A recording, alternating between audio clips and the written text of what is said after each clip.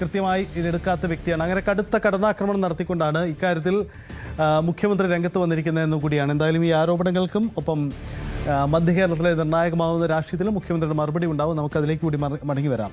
വീണ്ടും ഈ കേരള കോൺഗ്രസിൻ്റെ അവകാശവാദങ്ങളിൽ എന്ത് നിലപാടെടുക്കും സഭാ നേതൃത്വമെന്ന പ്രസക്തമായ ചോദ്യം ഇപ്പോഴും അവശേഷിക്കുകയാണ്. നമുക്ക് വിശദമായി പരിശോധിക്കാം. ടോം കുര്യാക്കോസ് ഉണ്ട്. ടോം, കഴിഞ്ഞ തദ്ദേശ തെരഞ്ഞെടുപ്പിൽ കത്തോലിക്ക സഭ ഒരുപക്ഷെ പരസ്യ നിലപാട് നേരിട്ടെടുത്തില്ലെങ്കിൽ കൂടിയും വിശ്വാസികൾക്കിടയിൽ ഒരു പൊതുവികാരം സർക്കാരിനെതിരെയായിരുന്നു. അത് UDFന് അനുകൂലമാവുകയും ചെയ്തു. നിയമസഭയിലേക്ക് വരുമ്പോൾ ഈ നിലപാട് സ്വീകരിക്കൽ വളരെ പ്രധാനപ്പെട്ടതാണ്. കാരണം ആ നിലപാട് സ്വീകരിക്കൽ വളരെ ഒന്നായി മാറുകയും ചെയ്യും. ടോം, ഇതിലേറ്റവും പ്രധാനപ്പെട്ട ഒരു കാര്യം, കത്തോലിക്ക സഭ നേരിട്ടൊരു നിലപാട് ഈ വിഷയത്തിൽ എടുക്കാൻ സാധ്യതയുണ്ടോ? പല കാരണങ്ങൾ കൊണ്ട് ഒരു പക്ഷേ പരസ്യമായ നിലപാട് എടുത്തേക്കില്ല. പക്ഷേ പരസ്യമായ നിലപാട് നേതൃത്വം എടുത്തില്ലെങ്കിൽ, സഭാ നേതൃത്വം എടുത്തില്ലെങ്കിൽ കൂടിയും അണികൾക്കിടയിലേക്ക് ഒരു സന്ദേശം കടന്നു പോയിട്ടുണ്ടോ? ഈ ജോസ് കെ മാണിക്ക് അവകാശപ്പെടുന്നത് പോലെ സർക്കാരിന് എതിരല്ലാത്ത ഒരു നിലപാട് തന്നെയായിരിക്കുമോ അത്?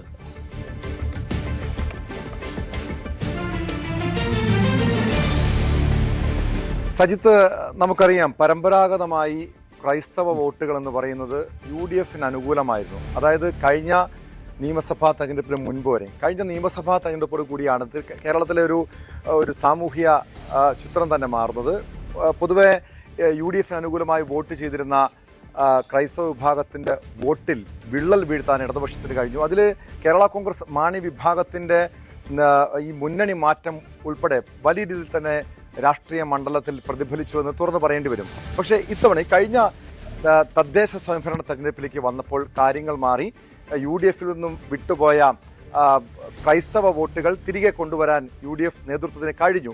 അതാണ് ഏറ്റവും പ്രധാനപ്പെട്ട UDFിൻ്റെ ആ വിജയത്തിൽ ഏറെ നിർണായകമായത്. അതായത് ന്യൂനപക്ഷ വോട്ടുകൾ, ക്രൈസ്തവ മുസ്ലിം ന്യൂനപക്ഷ വോട്ടുകളുടെ ഒരു ഏകീകരണം, അത് UDFന് അനുകൂലമായാൽ സ്വാഭാവികമായും അത് UDFന് ഈ വരുന്ന തെരഞ്ഞെടുപ്പിൽ നേട്ടമുണ്ടാകും. പക്ഷേ ഈ തദ്ദേശ സ്വയംഭരണ തെരഞ്ഞെടുപ്പിൽ നിന്നും വ്യത്യസ്തമായിരിക്കുകയാണ് നിയമസഭാ തെരഞ്ഞെടുപ്പ് പടിവാതിൽക്ക് നോക്കി ഇപ്പോഴത്തെ ഒരു രാഷ്ട്രീയ സാഹചര്യം.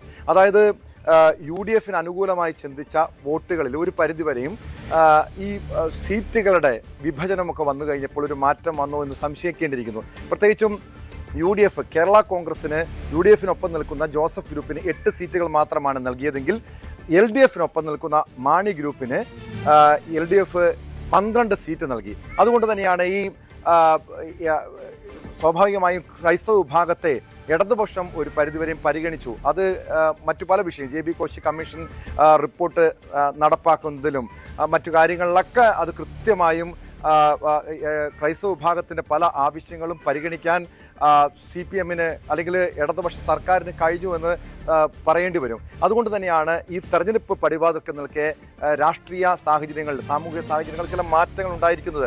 ഇടതുപക്ഷം ഈ തദ്ദേശ സ്വയംഭരണത്തിന് അതിനുശേഷം, അതിൻ്റെ ഫലത്തിന് ശേഷം ഒരല്പം ആശങ്കയിലായിരുന്നുവെങ്കിൽ ഇപ്പോൾ ആത്മവിശ്വാസത്തിലേക്ക് വന്നിരിക്കും. അതായത് മാണി ഗ്രൂപ്പ്, ജോസ് കെ മാണി വിഭാഗം UDFിലേക്ക് പോകുമോ എന്ന രീതിയിൽ ഒരു ആശങ്ക ഉണ്ടായിരുന്നുവെങ്കിൽ അത് റോഷി അഗസ്റ്റിനെ മുന്നിൽ നിർത്തിക്കൊണ്ട് കൃത്യമായ ഒരു ഗെയിം കളിക്കാൻ, അല്ലെങ്കിൽ ആ നീക്കം, ജോസ് കെ മാണിയുടെ നീക്കത്തെ തകർക്കാൻ പിണറായി വിജയന് കഴിഞ്ഞു. അത് LDFന് കഴിഞ്ഞു എന്നത് തന്നെയാണ് ഏറ്റവും പ്രധാനപ്പെട്ട കാര്യം. അതുകൊണ്ട് തന്നെയാണ് ഈ വരുന്ന നിയമസഭാ തെരഞ്ഞെടുപ്പിൽ UDF പ്രതീക്ഷിച്ച രീതിയിലുള്ള ഒരു ക്രൈസ്തവ വോട്ടുകളുടെ ഒരു ഏകീകരണം പൂർണ്ണമായും UDFന് അനുകൂലമാകുമെന്ന് കണക്കാക്കാൻ കഴിയില്ല. അതിൽ പല ഘടകങ്ങളുണ്ട്. അതായത് മധ്യ കേരളത്തിൽ, പ്രത്യേകിച്ചും പൂഞ്ഞാറിലും പാലായിലും കാഞ്ഞിരപ്പള്ളിയിലും അത് UDFന് അനുകൂലമായി നിൽക്കുന്ന ഈ 3 മണ്ഡലങ്ങളിൽ BJP ക്രൈസ്തവ സ്ഥാനാർത്ഥികളെ, അത് കേന്ദ്രമന്ത്രി ജോർജ് കുര്യനുണ്ട്, PC ജോർജുണ്ട്, ഷോൺ ജോർജുണ്ട്, ഈ 3 പേരെയും ഈ മധ്യ കേരളത്തിൽ സ്ഥാനാർത്ഥിയാക്കി നിർത്തുന്നു.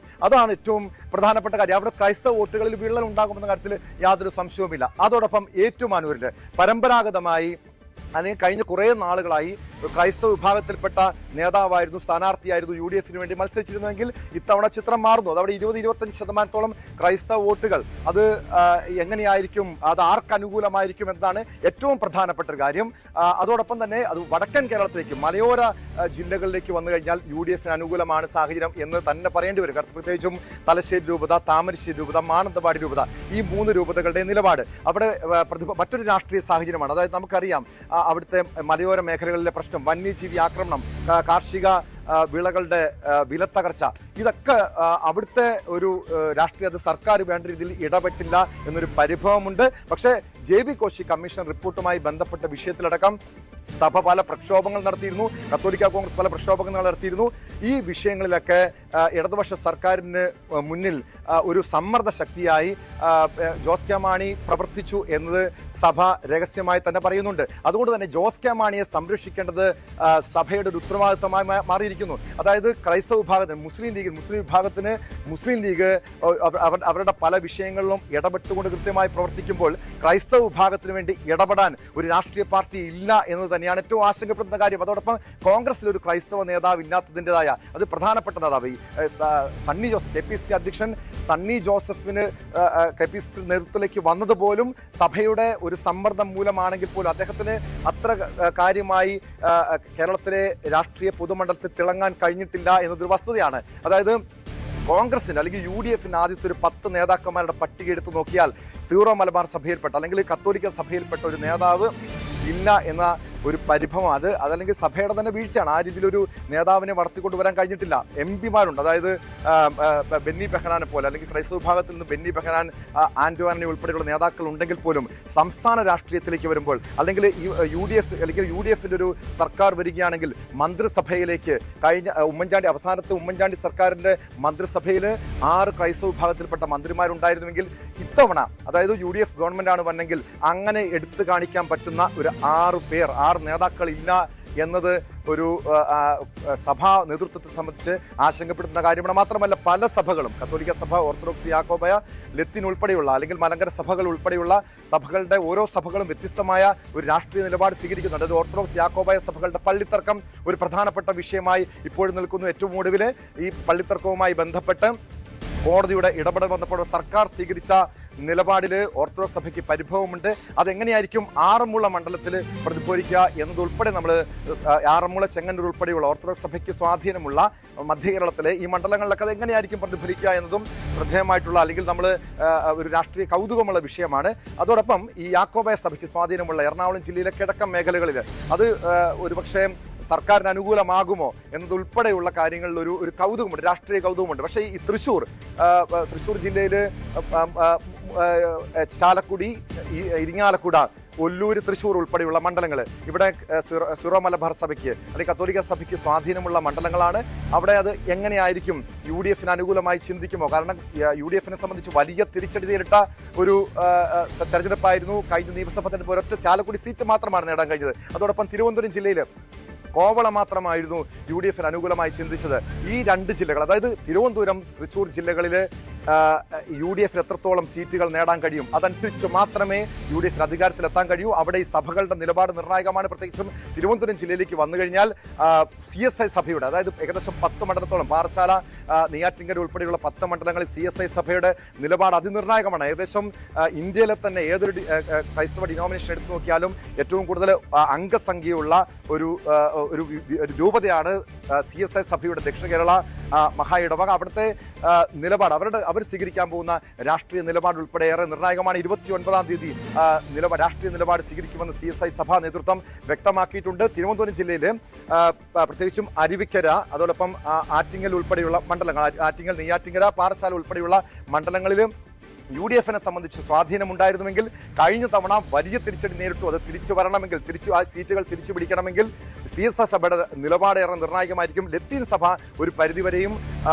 UDF-ന് അനുകൂലമായി ചിന്തിക്കുന്നു എന്ന് തന്നെയാണ് മനസ്സിലാക്കേണ്ടത്. പക്ഷെ അവിടെ സീറോ മലബാർ സഭ ആണ്. കാരണം കേരളത്തിൽ തന്നെ ഏറ്റവും കൂടുതൽ വോട്ടുകളുള്ള, ഏറ്റവും കൂടുതൽ സ്വാധീനമുള്ള സഭയാണ്, ക്രൈസ്തവ വിഭാഗമാണ് സീറോ മലബാർ സഭ. അത് ഈ ഒരു പരിധിവരെയും എറണാകുളം, കോട്ടയം, ഇടുക്കി, തൃശ്ശൂർ ഉൾപ്പെടെയുള്ള ജില്ലകൾ, അതോടൊപ്പം മലയോര ജില്ലകൾ, ഈ ജില്ലകളിൽ സീറോ മലബാർ സഭയുടെ രാഷ്ട്രീയ നിലപാട്, അവർ സ്വീകരിക്കാൻ പോകുന്ന നിലപാടായിരിക്കും UDF-നെ സംബന്ധിച്ച് UDF നേതൃത്വം ഉറ്റുനോക്കുന്നത്. പക്ഷേ ഓരോ രൂപതകൾക്കും ഓരോ വ്യത്യസ്തമായിട്ടുള്ള സ്വഭാവമുണ്ട്, വ്യത്യസ്തമായിട്ടുള്ള ആവശ്യങ്ങളുണ്ട്, കാർഷിക വിഷയങ്ങളുണ്ട്, മലയോര മേഖലകളിലെ പ്രശ്നങ്ങളുണ്ട്, വന്യജീവി ആക്രമണമുണ്ട്. ഈ പല വിഷയങ്ങളിലും സർക്കാർ, ഈ കഴിഞ്ഞ LDF സർക്കാർ അവർക്ക് എന്ത് ചെയ്തു എന്ന് വിശ്വാസികൾ സ്വയം ചിന്തിക്കാൻ തന്നെയായിരിക്കും സഭാ നേതൃത്വം പറയുക. സാധാരണഗതിയിൽ ഇടയലേഖനം ഇറക്കാറുണ്ടെങ്കിൽ അല്ലെങ്കിൽ ഈ വിശ്വാസികൾക്ക് ഒരു രാഷ്ട്രീയ ചിന്ത നൽകുന്ന രീതിയിലുള്ള ഇടയലേഖനങ്ങൾ ഇറക്കാറുണ്ടെങ്കിൽ ഇപ്പോൾ കഴിഞ്ഞ കുറേ നാളുകളായി അത്തരം ഒരു രാഷ്ട്രീയ നിലപാട് പരസ്യമായി സഭ പ്രഖ്യാപിക്കാറില്ല. പക്ഷേ പറയാതെ തന്നെ ചില നിർദ്ദേശങ്ങൾ കൃത്യമായി പ്രഖ്യാപിക്കാതെ തന്നെ വിശ്വാസികൾക്കിടയിലേക്ക് എത്തിക്കാൻ സഭാ നേതൃത്വം തയ്യാറാകുമെന്ന് തന്നെയാണ് മനസ്സിലാക്കേണ്ടത്. സജിത്ത്, അതാണ് പ്രധാനപ്പെട്ട കാര്യം. എന്തായാലും ടോം സൂചിപ്പിച്ചതുപോലെ ഒരു പ്രധാനപ്പെട്ട കാര്യം വ്യക്തമാണ്. ഈ വിഷയത്തിൽ കത്തോലിക്ക സഭയെ സ്വാധീനിക്കാൻ സാധ്യത, അല്ലെങ്കിൽ പൊതുവിൽ ക്രൈസ്തവ സഭയെ സ്വാധീനിക്കാൻ സാധ്യതയുള്ള പല പ്രധാനപ്പെട്ട വിഷയങ്ങളുമുണ്ട്. മധ്യകേരളത്തിലെ ചില മണ്ഡലങ്ങളിലൊക്കെ അത് നിർണായകമാവുന്നതിൻ്റെ കാരണം മറ്റൊന്നുകൊണ്ടുമല്ല, ഈ തെരഞ്ഞെടുപ്പിൽ ആ മണ്ഡലങ്ങൾ പറയാൻ പോകുന്ന രാഷ്ട്രീയമാണ് കേരളത്തിൽ ആര് ഭരിക്കുമെന്നതിൽ നിർണായകമാവുക എന്നത് വ്യക്തമാണ്. വടക്കും തെക്കുമായി കണക്കെടുക്കുമ്പോൾ മധ്യകേരളത്തിൻ്റെ ജില്ലകൾക്ക് പറയാൻ കഴിയുന്ന രാഷ്ട്രീയം, പ്രത്യേകിച്ച് കോട്ടയം, ഇടുക്കി, പത്തനംതിട്ട ജില്ലകൾ ഇക്കാര്യത്തിൽ വളരെയധികം നിർണായകമാണ്. കൂടുതൽ വാർത്തകൾക്ക് news 18 Keralam YouTube channel subscribe ചെയ്യുക.